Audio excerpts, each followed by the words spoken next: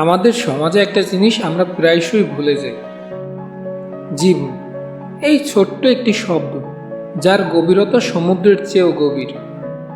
এটা কোনো খেলনা নয়, যেটা কেউ হাতে নিয়ে ঘোরাবে, ব্যবহার করবে, তারপর যখন ইচ্ছে সে তখন ছুঁড়ে ফেলে দেবে। জীবন কারো হাতে থাকার জিনিস না, জীবন আপনার, একান্ত আপনার। আমরা অনেকেই নিজের জীবন অন্যের কথা মতো চালাই। অভিভাবক, আত্মীয়, বন্ধু বা সমাজ সবাই এক একটা নিয়ন্ত্রণের চেষ্টা করে। তারা বলে, এই পড়ো, ওইটা করো, এই চাকরি নাও, এটা করো না। তারা কখনো জিজ্ঞেস করে না তুমি কী চাও। আপনি কি আসলেই বুঝে নিয়েছেন এই জীবনটা একটাই, দ্বিতীয়বার পাওয়া যাবে না? তবুও আমরা দিনের পর দিন অন্যের ইচ্ছা মতো চলি, ভয়ে, সম্মানে কিংবা সামাজিক চাপে। কিন্তু প্রশ্ন হলো, এই জীবন যদি শেষ হয়ে যায় তখন কি তারা এসে আপনার পরিবর্তে জবাব দেবে? একটা শিশু জন্মের পর ধীরে ধীরে হাঁটতে শেখে, পড়ে যায়, আবার উঠে দাঁড়ায়। এটা তার নিজের চেষ্টায় হয়। কেউ তাকে হাত ধরে শেখাতে পারে, কিন্তু হাঁটতে তো তাকেই হয়, তাই না? তেমনি জীবনও ঠিক তেমন। সহায়তা কেউ দিতে পারে, কিন্তু পথটা আপনাকেই হাঁটতে হবে। জীবনের প্রতিটা সিদ্ধান্ত আপনার হওয়া উচিত।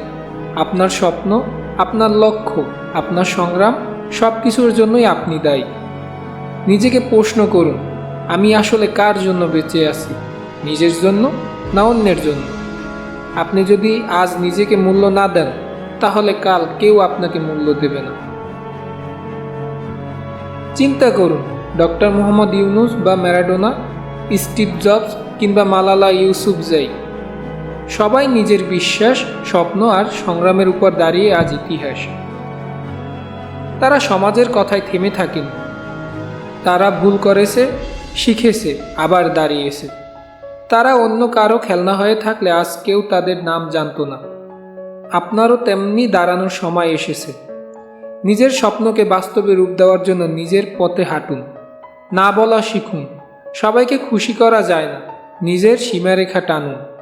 নিজের প্যাশন খুঁজে বের করুন। আপনি কি করলে আনন্দ পান, সেটা নিয়েই গড়ে তুলুন আপনার ভবিষ্যৎ। ভয়কে জয় করুন। ব্যর্থতা আসবেই, কিন্তু সেটার মধ্যেই সাফল্যের বীজ থাকে। সময় ও নিজের শক্তিকে মূল্য দিন। যারা শুধু আপনাকে ব্যবহার করতে চায় তাদের থেকে দূরে থাকুন। জীবন একটা সোনালী উপহার। এটা কারো হাতে তুলে দেওয়ার মানে সেই উপহারকে অবমূল্যায়ন করা।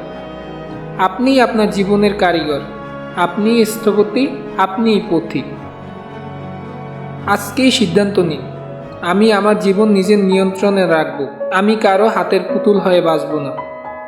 আপনার জীবন, আপনার নিয়মে, আত্মসম্মান নিয়ে বাঁচুন, সত্যিকার অর্থে বাঁচুন।